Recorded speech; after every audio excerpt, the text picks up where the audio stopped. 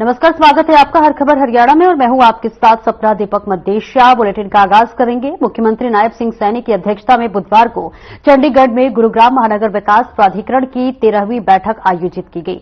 बैठक में शहर की निगरानी और बेहतर यातायात प्रबंधन के लिए सीसीटीवी कैमरों की क्षमता बढ़ाने और नए जल स्तर और नए जल उपचार संयंत्रों का निर्माण और मौजूदा क्षमता बढ़ाने, जल निकासी और सीवर उपचार संयंत्रों के नेटवर्क को मजबूत करने समेत विभिन्न एजेंडों पर विस्तृत चर्चा हुई।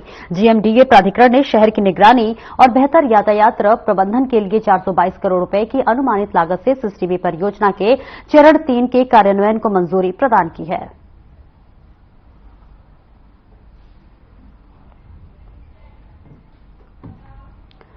हाईकोर्ट की तरफ से शंभू बॉर्डर को 1 हफ्ते में खोलने को लेकर उद्योग मंत्री मूलचंद शर्मा की प्रतिक्रिया सामने आई है। उन्होंने कहा है कि कोर्ट ने जो कहा है वे सही कहा है। सभी को कोर्ट के आदेशों का पालन करना चाहिए और इसी के साथ शंभू बॉर्डर खोलना चाहिए। बॉर्डर के बंद होने से लोगों को आने जाने में काफी दिक्कतें हो रही हैं और किसी भी समस्या का समाधान बातचीत के जरिए होना चाहिए। सरकार भी बातचीत के लिए तैयार है। नहीं, मेरा कानून ने जो हाई कोर्ट की जो न्यायपालिका है, हाई कोर्ट ने जो कहा है और न्यायपालिका ने कहा है और न्यायपालिका ने जो कहा है कि रास्ता खुलना चाहिए, रास्ता खुलना चाहिए और अपना किसी का रास्ता रोकने से कोई हल नहीं है। आज पढ़ा लिखे लोग हैं, आज रास्ते धरने प्रदर्शन का कोई समय नहीं है। आज विकास का समय है। आज बात के साथ में कोई ऐसा काम नहीं जो बातों से ना निकलता हो और कोई रास्ता ऐसा भी नहीं है कि हमें ये करना तभी होगा। नहीं, ऐसा नहीं। अब सरकारों में अब समय सब चेंज हो चुका है।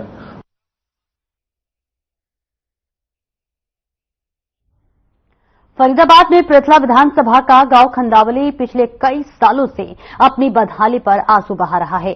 राष्ट्रीय राजमार्ग से मात्र 200 मीटर दूर इस गांव के साथ दर्जनों गांव को जोड़ने वाली मुख्य सड़क पर कई सालों से पानी भर जाने की समस्या चल रही है।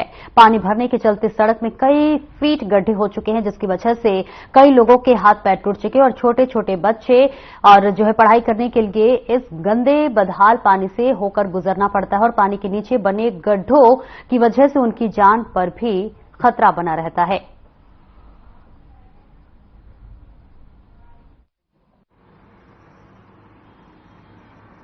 ये इसलिए बुलाया गया है कि यहाँ पे बहुत टाइम से पानी भरा हुआ है। पानी न तो इसका कोई सॉल्यूशन हो रहा है, बच्चे आ रहे हैं जा रहे हैं, सभी को परेशानी हो रही है और कंपनियों का पानी आ रहा है, इनमें नहीं इन्होंने सीवर करा रखा।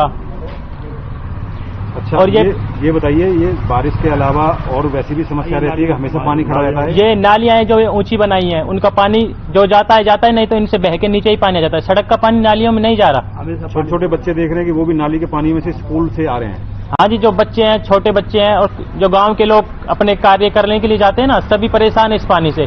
और ये पानी सालों साल भरा है, ऐसा नहीं कि खाली हो जाता है। कभी खाली कराया टैंकरों से तो फिर भर जाता है। सर, ये जो सड़क है ये पंचायत के अंडर नहीं आती, पहली बात तो। ये पीडब्ल्यूडी के अंडर आती है। दूसरी बात, हमने इसका एस्टिमेट बना के ऊपर भेजा हुआ है। अब वो तभी अप्रूव होगा या पीडब्ल्यूडी इस पे एक्शन लेगी तभी ये काम होगा। पंचायत के थ्रू तो इसमें कुछ कर ही नहीं सकते, पीडब्ल्यूडी में आती है सड़क। लेकिन सरपंच साहब, आप मौजूदा सरपंच है, इसके लिए जो ये गांव का पानी आता है, सरपंच की पावर आप जानते हैं? इसकी जो एक गांव की गली का पानी आता है ना, उसका एस्टिमेट बन चुका है। 2 से 4-5 दिन में काम चालू हो जाएगा दूसरी नाली बनने के लिए। क्या नाम है जी आपका? मोहम्मद शाहनवाज। मोहम्मद शाहनवाज, आप टीचर हैं स्कूल के और आपके बिल्कुल घर के सामने ही ये जल जमाव हुआ पड़ा है। छोटे छोटे बच्चे आपसे ट्यूशन लेने आते हैं। हाँ, बड़ी मुसीबतों का सामना करना पड़ता है। बच्चे कभी गिर जाते हैं, कभी उनकी किताबें गिर जाती है, बहुत सा झमेला होता है। लड़के लोगों को बहुत तकलीफ हुई है। 3-4 साल से ये समस्या चल रहा है, लेकिन इसका कोई समाधान नहीं निकला अभी तक।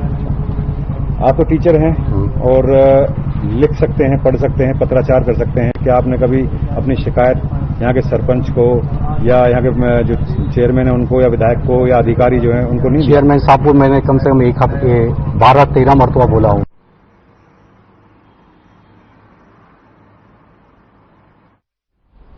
कुरुक्षेत्र में हरियाणा सरस्वती धरोहर विकास बोर्ड के उपाध्यक्ष धूमन सिंह किरमच ने कहा कि सरस्वती नदी के किनारे पर स्थित सभी गांव में बनेंगे सरस्वती सरोवर व घाट। लिक्विड वेस्ट मैनेजमेंट के जरिए पॉन्ड सिस्टम स्थापित करके पानी को किया जा सकता है साफ और वही सरस्वती नदी के कारण क्षेत्र के भूजल स्तर में हुआ सुधार।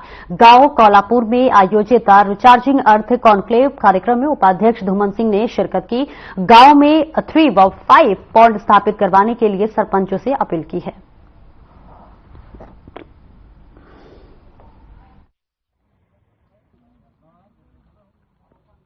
बबैन ब्लॉक के कुछ पीपली ब्लॉक के भी कुछ सरपंच साहब यहाँ पर आए हैं सरस्वती का जो काम देखने के लिए। सबसे मेन काम ये है कि हम इस बात पर फोकस कर रहे हैं कि ज्यादा से ज्यादा LWM यानी कि लिक्विड वेस्ट मैनेजमेंट का जो काम है वो ज्यादा से ज्यादा कर लें, ताकि जो पानी गंदा पानी है उसको अगर आप 3 पॉन्ड या 5 पॉन्ड बना के सरस्वती में डाल देंगे वो पानी साफ हो जाता है, अपने आप नेचुरल है, पानी की पद्धति है। तो उस पर हमने सारी सरपंचों ने सहमति जताई है। चेयरमैन साहब धूमन सिंह जी की अध्यक्षता में कोल्हापुर गांव में आए हुए हैं। यहाँ पर चेयरमैन साहब ने बताया कि किस तरीके से उन्होंने सरस्वती नदी को रिवाइव कर रखा है और हम देख भी सकते हैं धरातल पर काम हुआ है बहुत अच्छा। चेयरमैन साहब की अध्यक्षता में ही सरस्वती नदी दोबारा रिवाइव हुई है। फिर इन्होंने काफी नए कंसेप्ट भी बताए, जैसे पॉन्ड सिस्टम को सरस्वती नदी से कनेक्ट करने के प्रोजेक्ट चले हुए हैं।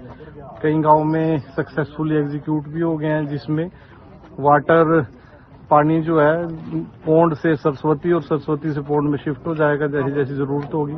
फिर चेयरमैन साहब ने 3 पौंड 5 पौंड सिस्टम के बारे में भी सभी सरपंचों को जागरूक किया। पहले तो हम धन्यवाद करते हैं धूमन सिंह किरमच जी का, जो आज इन्होंने सभी सरपंचों को इकट्ठा करके हमारी वैदिक नदी सरस्वती के बारे में बहुत सी चीजों के बारे में अवगत कराया। और हमारे गाँव बियोली में भी एक सरस्वती सरोवर बना हुआ है जिसकी वजह से यानी इसमें पानी जाता है और वाटर लेवल जो है कम नहीं होता। हर साल वहां पे यानी कि एक पाइप जो 10-12 फुट का होता है वो डालना पड़ता था। पिछले 2 सालों से वहां पे किसी भी ट्यूबवेल में पाइप डालने की आवश्यकता नहीं पड़ी है। इसके लिए हम धन्यवाद करते हैं धूमन सिंह किरमच चेयरमैन जी का। चेयरमैन साहब का बहुत बहुत धन्यवाद और आभारी। मैं सरपंच गाँव रामपुरा। हमारे गाँव में भी सरस्वती पॉन्ड बना हुआ है और वहाँ वाटर रिचार्जिंग का बहुत प्रोसेस तरीके से काम चल रहा है और चेयरमैन साहब की इस बात के लिए बहुत आभारी हैं कि दिन रात इसके लिए मेहनत कर रहे हैं। खबर हरियाणा के सोनीपत क्षेत्र के गोहाना से सामने आ रही है, जहां बदमाशों की कमर तोड़ने के मकसद को लेकर प्रशासनिक अधिकारी कार्रवाई अमल में ला रहे हैं। गोहाना की चोपड़ा कॉलोनी में बनी हुई एक कोठी को जेसीबी मशीन से धराशाही कर दिया गया है और ये जो कार्रवाई है नगर परिषद द्वारा की गई है। अधिकारियों के मुताबिक जो कोठी बनाई गई थी उसका नक्शा पास नहीं करवाया गया था और कई बार नक्शे से संबंधित नोटिस दिए गए, लेकिन कोई कदम नहीं उठाया गया।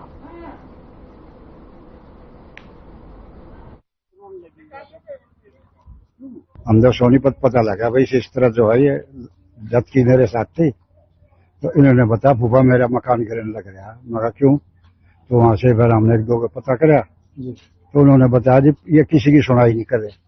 पड़ोस में 1-2 के पास थी जानकारी, उनके पास फोन कराया, उन्होंने भी यही बोला कि भाई ये किसी की सुनाई नहीं करे, कोई कुछ पूछा दोनों को अपना घर बैठ जाओ।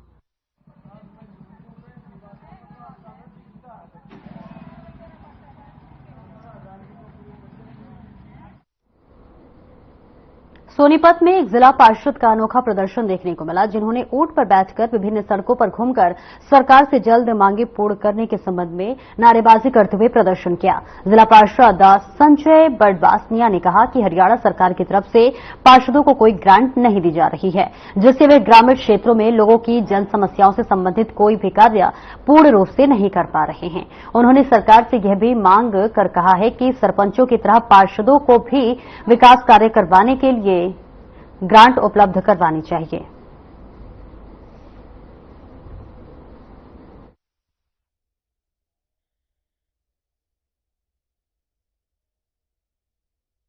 पानी तो आ जाएंगे, लेकिन अभी आशा की बातों में से मुझे कुछ चीजें ध्यान में आ रही। इन्होंने काफी चीजों का जिक्र किया। मैं वैसे पूछ रहा था कि प्रेस के लोग होंगे, लेकिन कुछ चीजें ऐसी होती है जो उनके सामने कहने वाली नहीं होती, हालांकि उनसे छुपती नहीं है, क्योंकि कहीं न कहीं कान लगा लेते हैं, कहीं आंख लगा लेते हैं, तो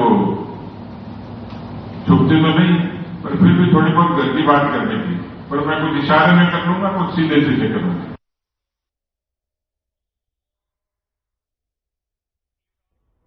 हांसी में मोटरसाइकिल शोरूम में मालिक और राज्य जेजेपी नेता रविंद्र सैनी को अज्ञात मोटरसाइकिल सवार 3 से 4 बदमाशों ने गोलियों से भून दिया।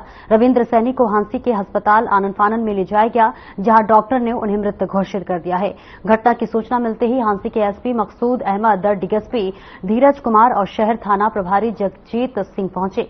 साथ में फिंगरप्रिंट एक्सपर्ट और फॉरेंसिक टीम भी मौके पर पहुंची। आपको बताते चले कि रविंद्र सैनी को बदमाशों ने 5 गोलियां मारी है, जिसमें सैनी की मौत हो गई है।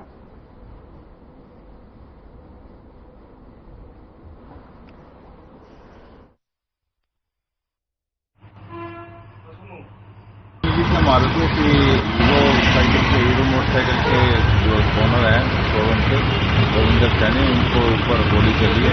मौके पर आए थे, जहाँ पता चला कि उनको हॉस्पिटल ले गए थे, जहाँ उनको डॉक्टरों ने डेड घोषित किया। लगभग कितने राउंड फायरिंग हुई होगी सर? देखो अभी तो देख रहे हैं कितने राउंड फायरिंग की है उन्होंने। प्रारंभिक जो जानकारी के अनुसार क्या कितने लोग थे सर? अभी इस बारे में कुछ तफ्तीश जारी है, वो क्लियर बता नहीं पाएंगे आपको कि कितने लोग आए थे, कितने लोग गए हैं यहाँ पे। क्या सीसीटीवी कैमरा भी खंगाला जा रहा है?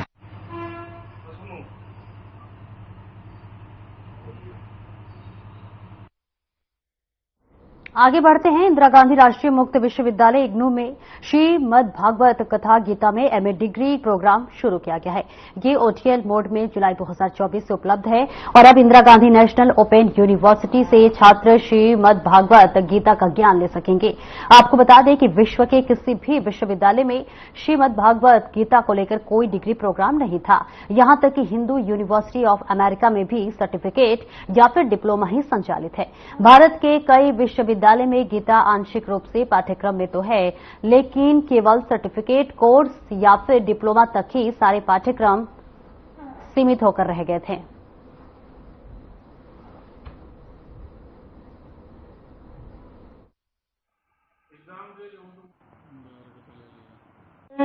ऐसे विद्यार्थियों से भी आह्वान करना चाहूंगा जो पहले से रेगुलर मोड में किसी न किसी डिग्री में एनरोल्ड हैं और साथ में वो अपने ज्ञानवर्धन के लिए या अपने कौशल को बढ़ाने के लिए एक और डिग्री करना चाहते हैं, क्योंकि यूजीसी ने भी अब ड्यूअल डिग्री प्रोग्राम को मान्यता दी है। आप एक प्रोग्राम रेगुलर मोड में कर सकते हैं, एक प्रोग्राम आप दूरस्थ शिक्षा के माध्यम से भी कर सकते हैं। तो ऐसे विद्यार्थियों से भी मेरा आह्वान है कि वो भी इग्नू के विभिन्न पाठ्यक्रमों का फायदा उठाएं। कृष्ण जय श्री राधे।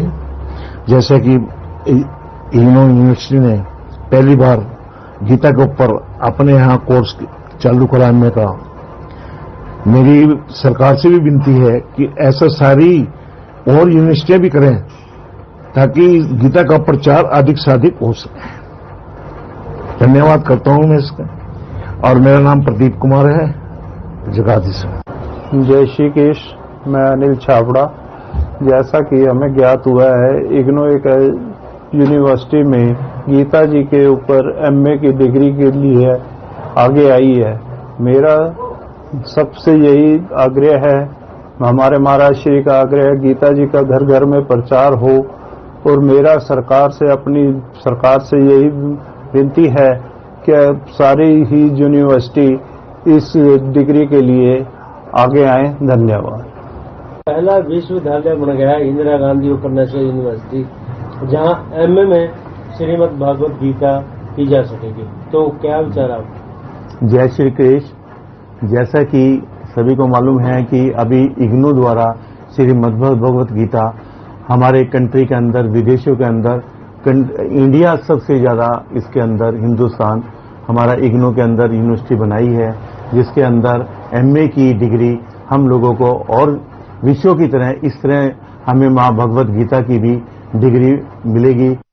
अभी हाल ही में इग्नू ने भारतीय संस्कृति और ज्ञान परंपरा को आगे बढ़ाते हुए बहुत से पाठ्यक्रम जो है ना लॉन्च किए हैं, संचालित किए हैं, जिनमें जैसे संस्कृत एमए संस्कृत पाठ्यक्रम है, एमए ज्योतिष पाठ्यक्रम है, वैदिक गणित एक हमारा सर्टिफिकेट प्रोग्राम है। तो इस तरह के अनेकों पाठ्यक्रम इग्नू ने जो है ना संचालित किए हैं और मुझे बताते हुए बहुत खुशी हो रही है कि हाल ही में इग्नू द्वारा एमए इन भागवत गीता का पाठ्यक्रम एमए डिग्री जो है इग्नू ने अभी लॉन्च किया है।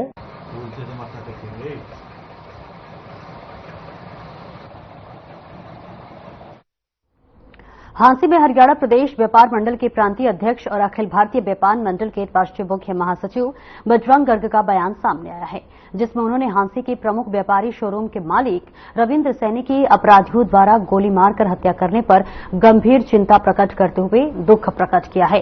उन्होंने कहा है कि सरकार को अपराधियों का पुख्ता से पुख्ता इलाज करना चाहिए और अपराधियों द्वारा रविंद्र सैनी की हत्या करने पर प्रदेश के व्यापार और आम जनता में बड़ा भारी रोष है। हरियाणा प्रदेश में पूरी तरह से जंगल राज कायम है। प्रदेश में कानून व्यवस्था नाम की कोई चीज नहीं है। हरियाणा में व्यापारी, उद्योगपति, आम जनता तो क्या, पुलिस कर्मचारी तक सुरक्षित नहीं है। अपराधी प्रदेश में दिन दहाड़े दुकानों पर फायरिंग करके व्यापारियों से फिरौती और मंथली मांग रहे हैं।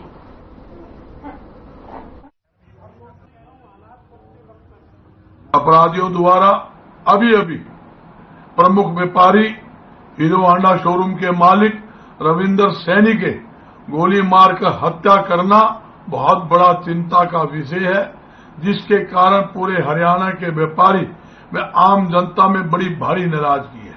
लगातार हरियाणा के अंदर अपराधियों द्वारा फिरौती मांगी जा रही है। लूटपाट, हत्या, मंथली मांगना की जितनी भी वारदात हो रही है, जिसके कारण प्रदेश के अंदर व्यापारियों में खौफ, भय का माहौल है और सरकार अपराधियों पर अंकुश लगाने में पूरी तरह से 13 फरवरी से बंद शंभू बॉर्डर को खोलने के लिए हाईकोर्ट ने बड़ा फैसला सुनाया है, जिसमें 1 हफ्ते के अंदर बॉर्डर खोलने के आदेश दिए गए हैं, जिसको लेकर शंभू मोर्चे पर मौजूद किसानों ने फैसले का स्वागत किया और कहा कि दिल्ली कॉल पर अटल है। किसानों का कहना है कि बॉर्डर को बंद हरियाणा सरकार की तरफ से किया गया था और ये कोर्ट ने अपने ऑर्डरों में बता दिया है।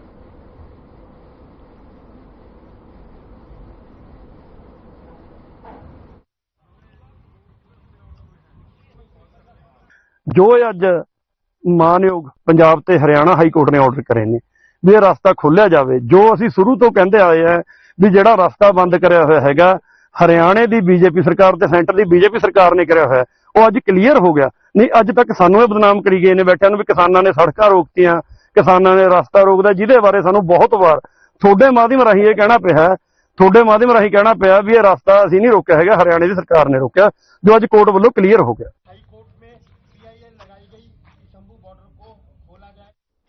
फरीदाबाद में नाबालिग बेटी ने प्रेमी से पिता की हत्या करवा दी, जिसके बाद शव को नाले में डाल दिया गया। इस मामले में पुलिस को गुमशुदगी की रिपोर्ट लिखवाई गई थी, लेकिन 14 दिन बाद पुलिस ने इस मामले से पर्दा उठा दिया है। एसपी क्राइम अमन यादव ने प्रेस वार्ता के दौरान बताया कि जिसने आरोपी के साथ मिलकर अपने पिता की हत्या की योजना बनाई थी।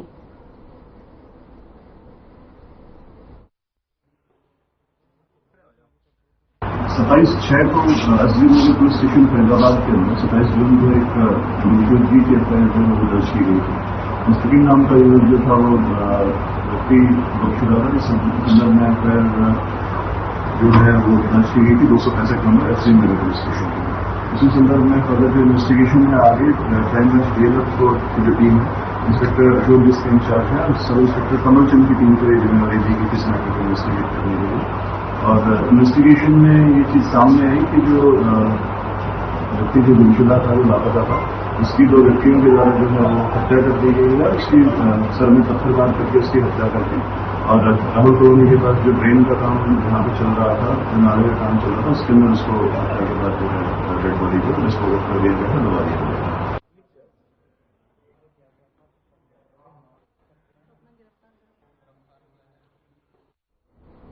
नारनौंद की दादा देवराज धर्मशाला में आज हिसार लोकसभा से कांग्रेस सांसद जयप्रकाश उर्फ जेपी ने धन्यवादी दौरा किया। लोकसभा चुनाव जीतने के बाद कांग्रेस सांसद का ये नारनौंद में पहला कार्यक्रम था, जिसमें उन्होंने नारनौंद की जनता का धन्यवाद किया। इस दौरान उन्होंने कहा कि नारनौंद की जनता ने 45,000 वोटों से मुझे हल्के से जिताने का काम किया है, इसलिए विशेष तौर पर नारनौंद की जनता धन्यवाद की पात्र है। इस मौके पर हल्के के कार्यकर्ता उपस्थित रहे और कांग्रेस सांसद का पगड़ी पहनाकर जोरदार तरीके के साथ स्वागत भी किया गया। कांग्रेस सांसद जयप्रकाश ने कहा कि आज मैं आप लोगों का धन्यवाद करने आया हूं क्योंकि नारनौंद हलके की जनता ने मुझे भारी मतों से जिताने का काम किया है। वही भारतीय जनता पार्टी राम के नाम पर वोट मांग रही थी, लेकिन राम ने ही उनको हराने का काम किया है।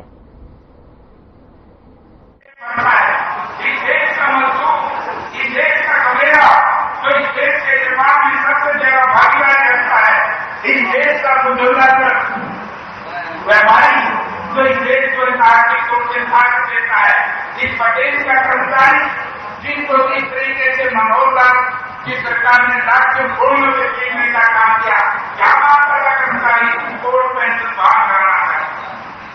तो इतना कार्य जो आप लोगों ने बोला उसमें नानों किसान विभाग के कमीशन का सबसे ज्यादा बधाई के पात्र में आपको बधाई देने जा रहा है कि लोकपाल और जेजेपी दोनों बीजेपी के लिए काम कर रहे हैं। आदमी रेवाड़ी शहर में बीती रात पुरानी सब्जी मंडी में दो दुकानदारों के बीच जमकर लाठी डंडे चले। दोनों तरफ से एक दूसरे पर बीच सड़क पर वार किया गया, जिसमें 4 लोग घायल हो गए। उन्हें रात में ही अस्पताल में भर्ती कराया गया और इस पूरी घटना का एक वीडियो भी सामने आया है, जिसमें दोनों दुकानदार और उनके कर्मचारी आपस में एक दूसरे पर लठ बरसा रहे हैं। और मिली जानकारी के मुताबिक शहर के मेन बाजार में पुरानी सब्जी मंडी में एक दुकान का कर्मचारी दुकान के सामने झाड़ू लगा रहा था। इसी दौरान सामने वाली शॉप के मालिक से उसका झगड़ा हो गया और दोनों पक्षों के कई लोग घायल हो गए।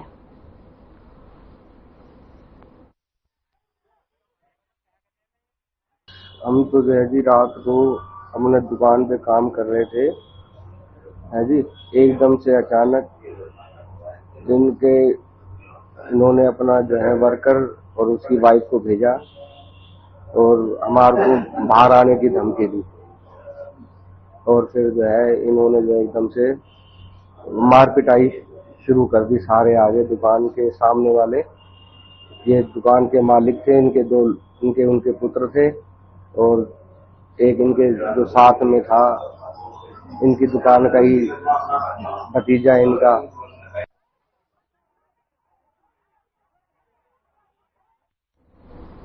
आगे बढ़ते हैं। देश दुनिया में सरकारी अस्पताल इसलिए खोले जाते हैं कि हर गरीब व्यक्ति को सरकार की स्वास्थ्य सेवाओं का लाभ निःशुल्क मिल सके, लेकिन हरियाणा के रेवाड़ी में एकमात्र नागरिक अस्पताल में अभी भी स्वास्थ्य सेवाओं का लाभ आम जन को नहीं मिल पा रहा है। और इसी कड़ी में वर्ष 2018 में अस्पताल में आई जर्मनी निर्मित लिथोट्रिप्सी कुछ पार्ट्स उपलब्ध न होने के कारण पिछले 6 वर्षों से खराब पड़ी हुई है। तो वहीं दूसरी ओर क्षमता से अधिक ओपीडी होने के कारण मरीजों को अल्ट्रासाउंड करवाने की 2 से 3 महीने की तारीख दी जा रही है, जिसके चलते मरीजों का काफी दिक्कतों का सामना करना पड़ रहा है। अब देखना यह होगा कि कब तक यहां के मरीजों को इन सभी स्वास्थ्य सेवाओं का लाभ मिल पाता है।